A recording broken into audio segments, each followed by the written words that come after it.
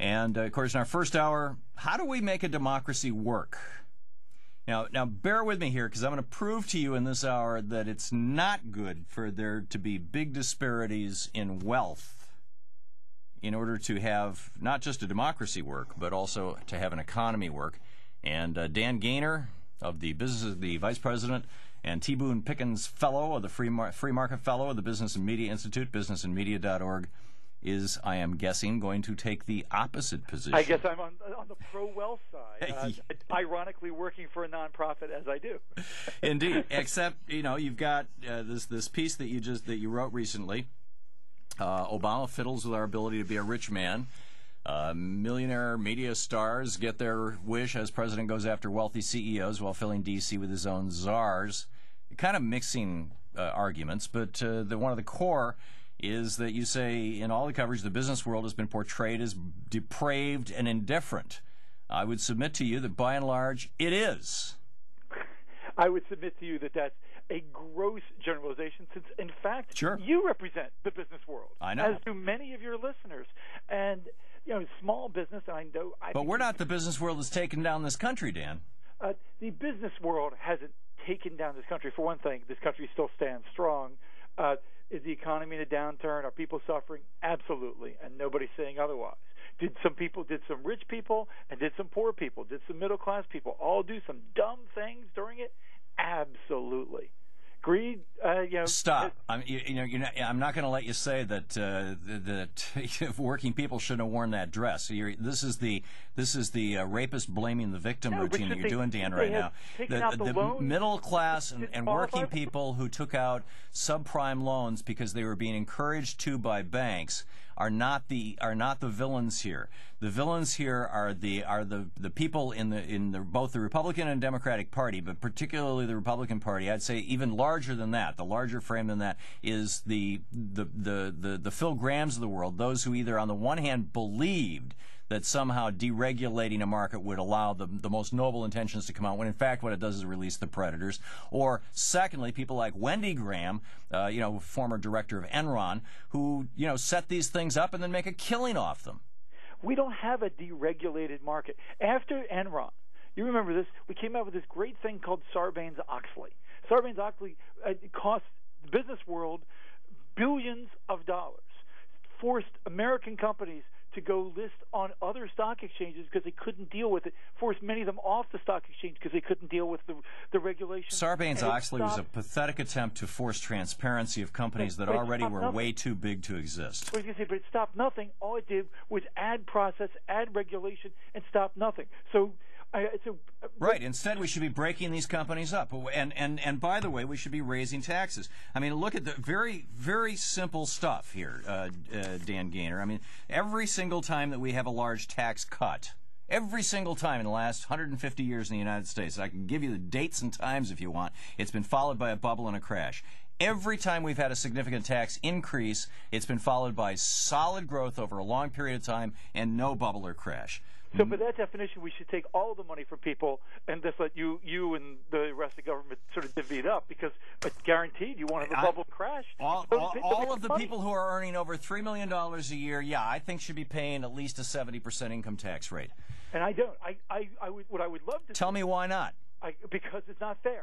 Not fair to whom? If somebody's earning over $3 million a year, they are using massively disproportionate amounts of the commons. More than half of all our court systems are used to enforce corporate contracts. In fact, the majority of our commons overall are used to support business. Yet business is paying less than 10% or less than 12% of the total tax load in this country. The burden, as you guys call it. Somebody earns investments, might end up paying double taxes, pay taxes on their investments, pay taxes personally, depending on how they own their company. Oh, so now you want to defend people who earn their living sitting around on their butt waiting for the dividend check to arrive. Many of those people who sit around on their butt waiting for a dividend check are senior citizens, are people who've already done their time in the workforce. In that case, they're going to, with a progressive tax system, in that case, they're paying no income tax at all because they're below the, they're getting $30,000, $40,000, $50,000 a year. Depending on how much money they have. But if they're making $3.2 million a year, are you suggesting that passively earned income, that income that is earned like George W. Bush, born with a trust fund, that kind of income should be taxed at a lower rate than the income of people who work? I would like to see all income taxed the same. Okay, so you want to undo part of the Bush tax cuts? No, I would set up. I personally am for a flat tax, which, depending on where you set the floor in the flat tax, ends up being incredibly progressive for and particularly beneficial to low and middle class earners. So you can set the floor. I don't care where you set the floor for a flat tax. How about setting the floor at $150,000? Well, I mean, I'd certainly fall under that. You still end up.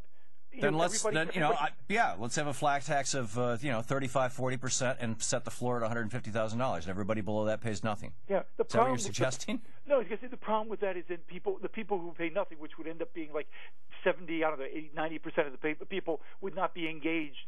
They wouldn't have a dog in the hunt about what government spending. They wouldn't care.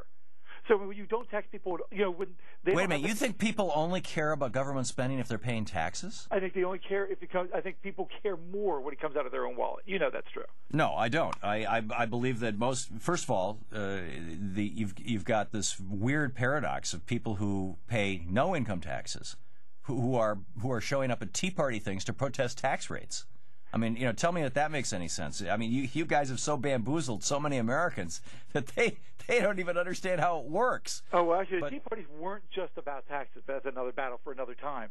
But to use an example, a friend of mine one of the taxes has been talked about to push for Obama health care. One of the things, we could raise taxes on beer. And the number that was floated around by at least one story I saw was a huge increase. It was something like $2 a case.